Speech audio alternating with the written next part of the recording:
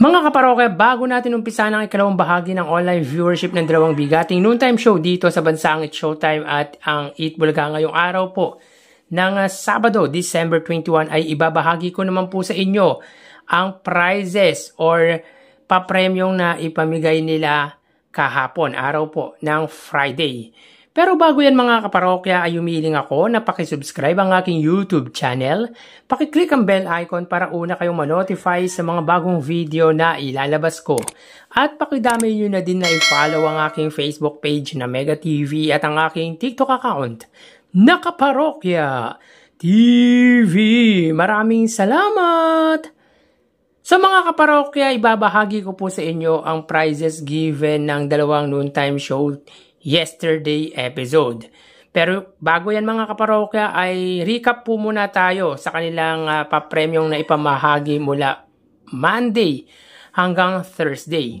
So in 4 days episode mga kaparokya, they have given a total amount of 1,073,000 wherein the 130,000 pesos ay galing po sa It's Showtime at ang 943,000 naman po ay sa Eat Bulaga.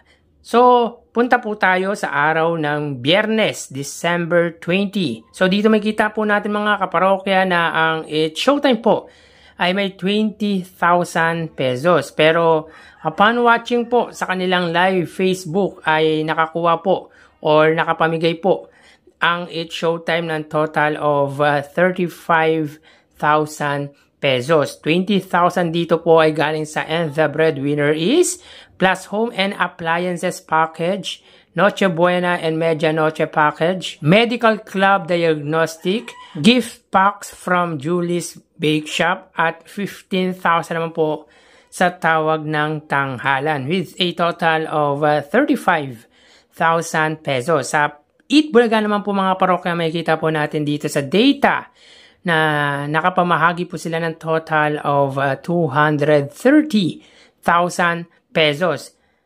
20,000 dito ay galing po kay Paulo Ballesteros, 20,000 sa Pera Fee segment, 15,000 sa Barangay Christmas Singing Contest, 90,000 sa Sugod Bahay segment, 65,000 sa Gimme 5 at 20,000 sa Bawal Judgmental Ka Ba segment with a total of 230,000 pesos. So may combined prizes po ang dalawang noontime show na 265,000 pesos. Meaning to say mga kaparokya, in 5 days episode from Monday to Friday, sila po ay nakapamahagi ng total of 1,338,000 pesos.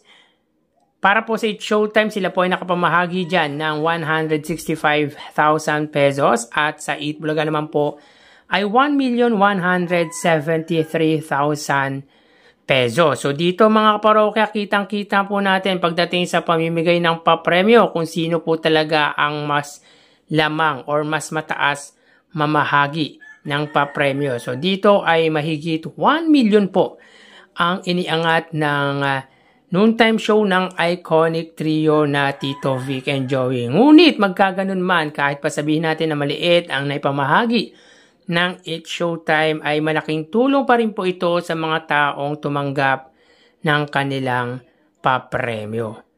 So tara, ating alamin ang online viewership ng dalawang bigating noontime show. Para sa Eat Bulaga Under TVJ Facebook page na may 2.7 million followers at sa It's Showtime naman po na may 18 million followers. So as of 1:03 PM ang It's Showtime po ay may kasalukuyang segment na And the Breadwinner is at ang kanilang celebrity guest contestant po mga kaparokya ay si Keisha at si Rain. Ang Eat Bulaga naman po mga kaparokya, sila po ay may kasalukuyang segment na Gimme 5. So dito makita po natin mga kaparokya, ang It's Showtime po ay may 4,200 viewers, samantalang ang Eat Bulaga po hindi pa po nagpa-pop up ang kanilang live viewers. So wait lang po tayo mga kaparokya. Ang Eat Bulaga naman po ay may 4,100 live viewers. So again mga kaparokya, ang It's Showtime po ay may 4,200 viewers. At ang Eat Bulaga naman po mga kaparokya, sila po ay may live viewers na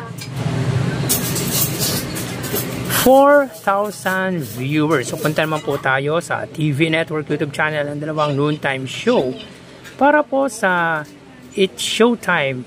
Under po yan sa GMA Network YouTube channel na may 37.3 million subscribers, at sa Itbulaga naman po under TV5 Philippines na may 2.17 million subscribers. So as of 1:05 PM ang It's Showtime po, sila ay may 11,000 viewers under GMA Network. Samantalang ang Itbulaga naman po under TV5, sila po ay may 24,000 viewers. So again, as of 1:06 PM ang It's Showtime, sila po ay may 11,000 viewers under GMA Network. At ang Itbulaga under TV5 naman po ay may 24,000 viewers. So punta naman po tayo sa main YouTube channel ng dalawang noontime show. Para po sa It's Showtime under ABS-CBN It's Showtime na may 2.47 million subscribers. At sa Itbulaga naman po under Itbulaga TVJ YouTube channel na may 1.19 million subscribers. So as of 1:06 PM ang It's Showtime, sila po ay may 56,000 viewers. Ang Itbulaga naman po, sila ay may 94,000 live viewers. So again, as of 1:06 PM ang It's Showtime, sila po ay may 56,000 viewers. At ang Itbulaga naman po ay may 95,000 live viewers. So bali, ang total na nakuha ng dalawang noontime show ay, mga kaparokya, bago natin bigyan total live viewers na nakuha ng dalawang noontime show, ay umiling ako na pakisubscribe po ang aking YouTube channel. Pakiclick ang bell icon para una kayo ma-notify sa mga bagong video na ilalabas ko. At pakidami nyo na din na i-follow ang aking Facebook page na Mega TV at ang aking TikTok account na Kaparokya TV. Maraming salamat! So bali, ang nakuwang total ng It's Showtime ay 71,000 viewers. 4,000 sa Facebook Live, 11,000 sa TV Network YouTube channel, at 56,000 naman po sa main YouTube channel. Ang Itbulaga naman po ay nakakuha ng total na 123,000 viewers. 4,000 sa Facebook Live, 24,000 sa TV Network YouTube channel, at 95,000 naman po sa main YouTube channel. So again, mga kaparokya, ang It's Showtime ay nakakuha ng total na 71,000 viewers, at ang Itbulaga naman po ay 123,000 live viewers. So bali, both noontime show po ay hindi po live ang kanilang episode. So yan po lumalabas sa kanilang online viewership as of 1:08 PM. So mamaya magbabalik pa po tayo sa ikatlong bahagi ng ating online views update ng dalawang noontime show. Magpapaalam po muna pansamantala. Mag-iingat po tayo, mga parokya. Thank you and God bless.